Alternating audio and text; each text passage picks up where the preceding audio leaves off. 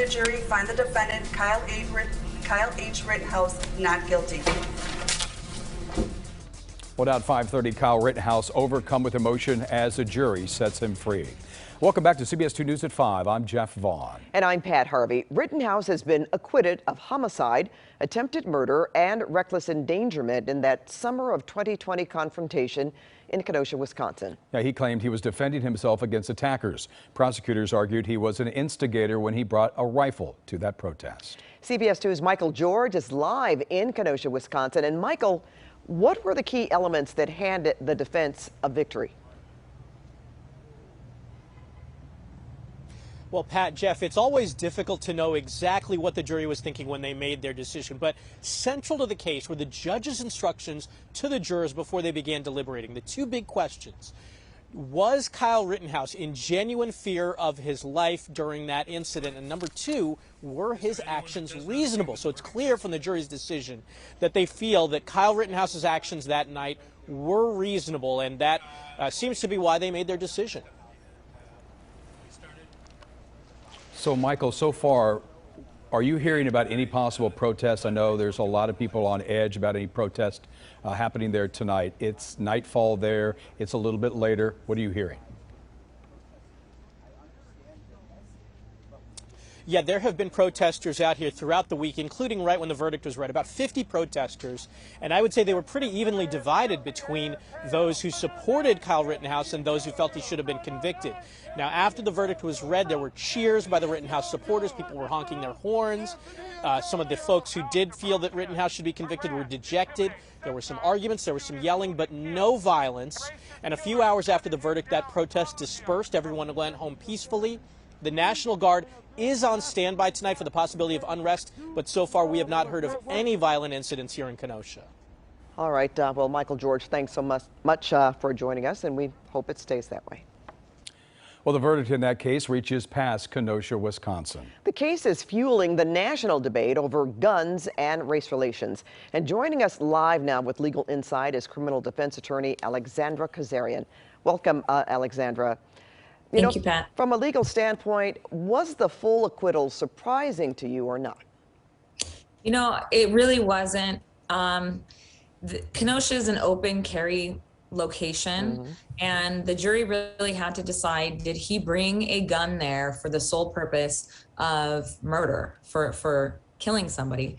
And at the time that he pulled that trigger, was he actually in fear for his life? And the standard that they would have to use is the standard of a 17-year-old person in that situation. It's a reasonable person in that situation, but it is specific to him.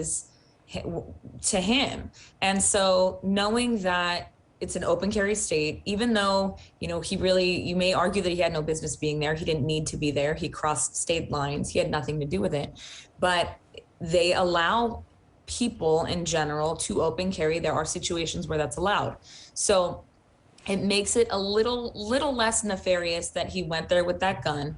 And knowing that, the situation is, would an 18 or 17-year-old who got himself into that situation, is it reasonable to believe that he's over his head, he's scared, and is it a reasonable reaction for someone in that situation to pull that trigger? So I do think that the jury had a lot to work with if they were willing to give that not guilty verdict. So I wasn't really shocked, and I definitely wasn't shocked that it came in the afternoon on a Friday right before a holiday week. Yeah, there's a lot of things that are kind of different about this trial because it was in the state of Wisconsin. So let's kind of focus on the jury. Rittenhouse was allowed to do a jury raffle and pick the names of his jurors.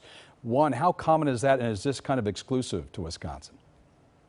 No, the jury raffle actually is not. It is very common. It's not so common for the judge to allow the defendant himself to pick, but it's still a blind pick. You know, usually maybe a defense attorney will pick one and a prosecutor will pick one, or the judge themselves will pick all of them. But that procedure itself is not shocking, not weird. But maybe having him actually be the one to pull it was a little bit strange. Well, Alexandra, the judge in this trial barred prosecutors from using the word victim. So is this typical in a courtroom with a case like this? So, you know, actually in California, there is a state bar recommendation that witnesses not be called victims throughout the pendency of the case, and that the prosecutor should not call any witness a victim until closing argument, after all of the evidence has been given to the jury. And that's because of the burden of proof and the presumption of innocence.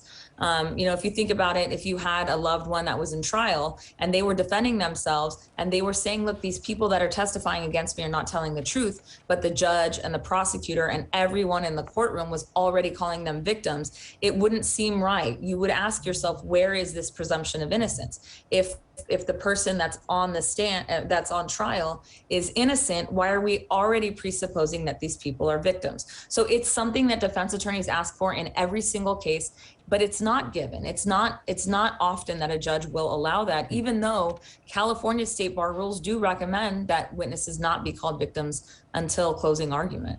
Alexandra, of course, this really centered around self-defense. Will this verdict have any impact on future self-defense cases? This obviously was in Wisconsin, but maybe nationally as well?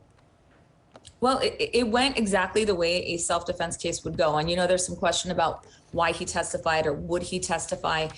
In a self-defense case, a defendant most of the time always has to testify, because in order to get those jury instructions, a defendant has to get on the stand and they have to tell the jury that they were in fear. If the record is silent as to the fear that the defendant was feeling at the time, if they don't make a statement, if nobody knows from their own words what was happening inside of their head, they can't get that jury instruction. So oftentimes, a defendant has to take the stand, and obviously you're going to show some emotion when you're in this situation. And so I think there is no typical case, there's no typical murder trial, but I wasn't shocked by the way that things happened. I wasn't surprised that he took the stand, and I definitely wasn't surprised that he showed emotion, especially since he was so young. Yeah. But it's as typical, I think, as it could get for a 17-year-old to be charged with murder in this kind of a situation. All right, Alexandra Kazarian, always a pleasure to have you on with us and get your insights. Thank you so much.